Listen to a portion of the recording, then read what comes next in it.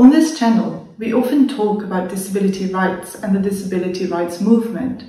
But what if I told you that that movement, although incredibly important, was also majorly flawed?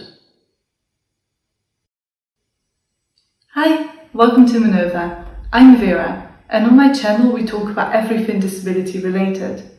If that is something that you are interested in, then make sure to like this video and subscribe, as it really helps a new channel out. Today I am wearing a purple top, purple plaid trousers, and I'm sat in front of a white wall with some artwork. Disclaimer: this video is by no means meant to be exhaustive.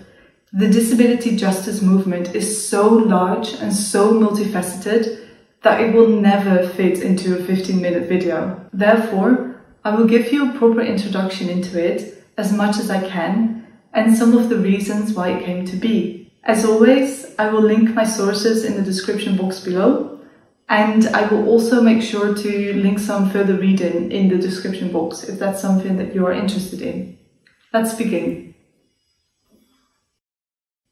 And let's start at the beginning with the disability rights movement. We will talk about this in depth on this channel, so I'm not going to go too deeply into it right now. But the disability rights movement was essentially a civil rights movement that emerged in the 1960s. By the way, I am still working on my video about Judy Heumann. It's just not going to be this video. However, some of her work will be featured in this video because we must talk about the disability rights movement in order to conceptualize the disability justice movement. So, real quickly, the disability rights movement realized that the barriers that disabled people face in society are not a medical issue, as it was viewed before, but are instead discrimination. This was addressed in Section 504 in the Rehabilitation Act, which was signed and enforced in 1973, after a 26-day sit-in in a federal building in San Francisco, the longest sit-in in a federal building to date, and multiple demonstrations in DC and other attempted sit-ins around the country. The Rehabilitation Act meant that buildings and people who received federal money could no longer discriminate against people with disabilities. So, people with disabilities could no longer be turned down for a federal job because of their disability. Public transportation had to be made accessible, and so did schools, universities and hospitals, which was huge. Another thing that was huge was that it made disability rights a civil rights and a human rights issue, rather than just a medical issue. Another thing they did was founding the Center of Independent Living in Berkeley, California, which helped disabled people with finding an accessible apartment and finding personal attendants, which just wasn't done before. They advocated for the right to live independently, which again wasn't done before. They advocated for the right of education. Before that time, education for disabled children was segregated from their non-disabled peers, if they could even access education in the first place. It was, however, not enough. And this is where the ADA comes in. In the words of Judy Heumann, the ADA was the Emancipation Declaration for disabled people. Again, it was huge. However, despite the fact that the disability rights movement made an incredible difference in the lives of people with disabilities in America and worldwide, America was the first country in the world to kind of have this civil rights movement for disabled people. And America was the first country that legally saw disability rights as a civil right and a human right. However, the movement was also deeply flawed. The disability rights movement was based on single identities, i.e. disability, and it was centered around whiteness. It left out different forms of oppression and the implications of privilege, and it centered people with mobility impairments and kind of forgot about people with other impairments. Because the political strategy was based on the ability to sue, it didn't really put effort into building a broader based movement. Patty Byrne said that it simultaneously invisibilized the lives of people who lived at intersecting junctures of oppression: disabled people of color, immigrants with disabilities, queers with disabilities, trans and gender non-conforming people with disabilities, people with disabilities who are houseless or who are incarcerated or who have had their ancestral land stolen, amongst others. And again, said by Patty Byrne on her blog, So Patty Byrne, Mia Mingus and Stacey Milburn, soon to be joined by Leroy Moore, Eli Clare and Sebastian Margaret, began discussing a second wave of disability rights and ultimately launched a framework we call disability justice. Disability justice work is largely done by individuals within their respective settings. However, what has been consistent is the leadership of disabled people of colour and queer and gender non-conforming disabled people, again by Patty Byrne. Just like the climate justice movement is an intersectionalist approach to the climate emergency, so is the disability justice movement an intersectionalist approach to disability rights. Now, it is important that we understand what is meant when people say that they take an intersectionalist approach to, well, everything.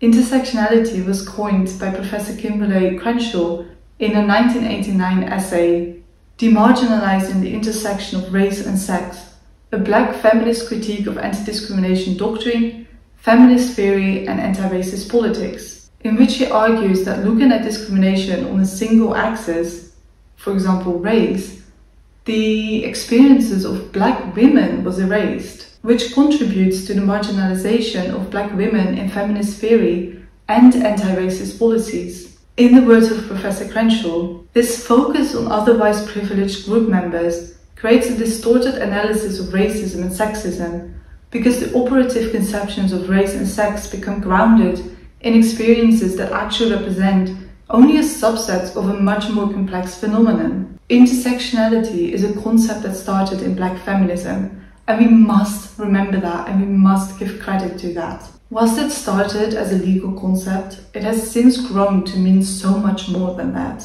To put it very, very simply, intersectionality is a concept that says that all oppression is linked and cumulative, so we cannot look at one form of oppression without also looking at the others. And this is especially true for the experiences of marginalized people and groups. So it's about looking at a problem from a multi-angle. For example, it is about acknowledging that Black disabled women experience other forms of discrimination than white disabled women do. Or about acknowledging that disabled transgender people experience other forms of discrimination than cisgender disabled people do.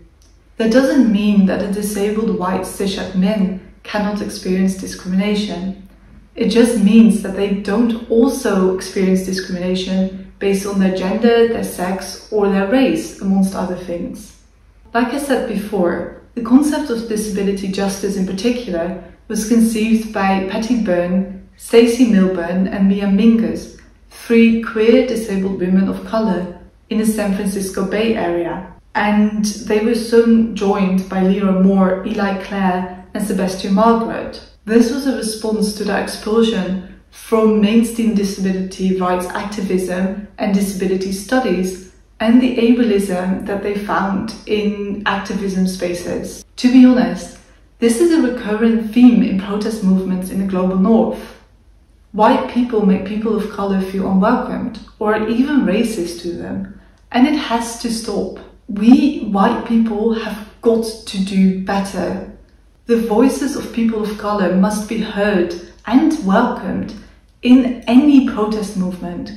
So, according to Wikipedia, disability justice is a social justice movement which focuses on examining disability and ableism as they relate to other forms of oppression and identity, such as race, class, and gender. In the disability justice movement, disability is not considered to be defined in white terms, or male terms, or straight terms. The founders also thought that the disability rights movement in America and disability studies focuses too much on the experiences of white men with physical disabilities to the exclusion of others. And there is some truth to it. Also, they thought that the disability rights movement focused too much on rights, which are important, to the point of ignoring broader systems of oppression. Although it must be said that the disability rights movement also had people of color in it. For example, when disability rights activists mention that disabled people are the single largest minority in America, it kind views disabled people as a monolith and forgets about the fact that disabled people do still have different races, different genders, and different classes, and therefore experience life differently. Even if we did all have the same disability with the exact same presentation, it presumes that the entire disability community struggles against the same types of oppression and strives for the same level of recognition, dignity, and cultural representation, which just isn't true. If you're thinking that I look a bit differently right now, you would be correct, because I found out after I had recorded the entire video that my camera died, and I had not, in fact, recorded the entire video. Chris Bell also argues that disability studies should actually be called white disability studies, because it just kind of forgets about the experiences of people with colour, and it centres whiteness.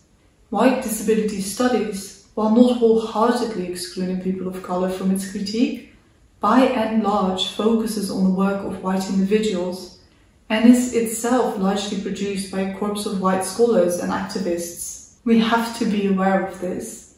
If we would ever like to improve the lives of disabled people, we must take an intersectionalist approach, aka disability justice approach, to these issues. There just isn't a point in focusing on single issues because, as Audre Lorde said, people just don't live single issue lives. If we see disabled people as a monolith and only focus, for example, on the right to work, then we forget about the fact that women still earn less money for equal work and equal hours than men do. And this is especially worse for Black, Latina, and Indigenous women. Now that we've looked a bit at the issues with the disability rights movement and disability studies, we have also looked at disability justice, but what does that actually do? Disability justice understands that the non-disabled supremacy has relations to the intersecting systems of domination and exploitation. And we briefly talked about this in my climate justice movement video, which I will link up in the right corner of the screen. White supremacy and ableism are entwined and made within the capitalist domination and colonialist structures. We can't look at ableism without also looking at the heteropatriarchy, white supremacy, colonialism, and capitalism. The disability justice movement has 10 key principles as explained by Patty Byrne on her blog. Number 1, intersectionality, which we've talked about before. Number 2, leadership of the most impacted. As the disability justice movement has an intersectionist approach, it thinks about ableism in relationship to other historical forms of oppression. Therefore, it is led by people who know these systems most. Number 3, it has anti-capitalist politics. Number 4, it has a commitment to cross-movement organizing. Number 5, recognizing wholeness, meaning that it values that people as they are, for who they are, and that people have worth outside of commodity relations and capitalist notions of productivity. 6, CRIPT principle of sustainability. 7, commitment to cross-disability solidarity, valuing the insights and participation of all of our community members, and therefore are committed to breaking down ableist, patriarchal, racial and class isolations between people with different disabilities. 8, interdependence. 9, collective access, and again, in the words of Patty Byrne, that we as brown and queer Crips bring flexibility and creative nuance to engaging with each other, that we value exploring and creating new ways of doing things outside of the able-bodied/minded normativity. And 10, collective liberation, in which we hold the question, how do we move together as people with mixed abilities, multiracial, multigendered, mixed class, and across the orientation spectrum, where no body, mind is left behind. And again, this was said by Patty Byrne, one of the founders of the disability justice movement, on her blog. This video was pretty dense already, and it doesn't really get into what disability justice is, but it is a good introduction to it and to why it is so important. In my opinion, disability justice is the only way to look at the challenges and barriers that disabled people face in society, and it is the only way to make a positive, lasting difference in the lives of disabled people. The lives of disabled people can only change for the better if we also change society for the better. And that means, for instance, eradicating racism. I do believe that the disability rights movement did the best they could in the times that they were living, but it just wasn't enough. We need to look at all of these issues together to make the world a livable place for everyone. So, that was it for this week. I hope you liked this video. I hope you found this video useful, and I see you again next week. Bye!